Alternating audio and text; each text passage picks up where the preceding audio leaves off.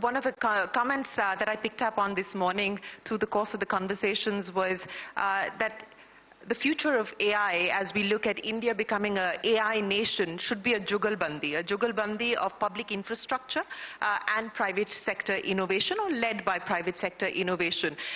What role, as conductor, if I could use a music analogy, do you see the government playing in this jugalbandi? Look, I can tell you something. I've spent over 3.5 decades in tech, and I consider myself very fortunate to be where I am today.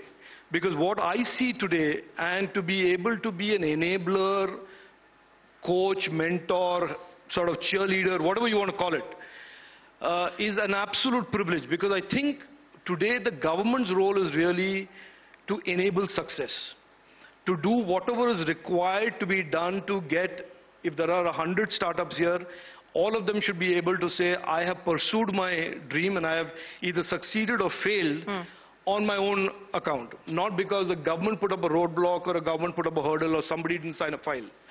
So it is clear in the mission that we have been given by our Prime Minister is very clear. There is this huge opportunity of $1 trillion digital economy. We are halfway there. We want to get there by 26.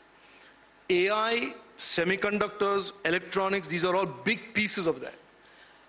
We as the government will sit and do 24/7, 7 days a week, 365 days a year to make those ambitions come true, not as implemented by the government, but implemented by hundreds and thousands of startups and companies and innovators all around the country.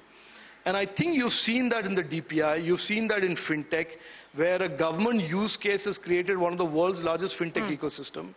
We are seeing that in semiconductors today, and I was excited to meet Chris today, that the numbers of people who are jumping in and designing the next generation of device today, when none existed just 18 months ago. Yeah.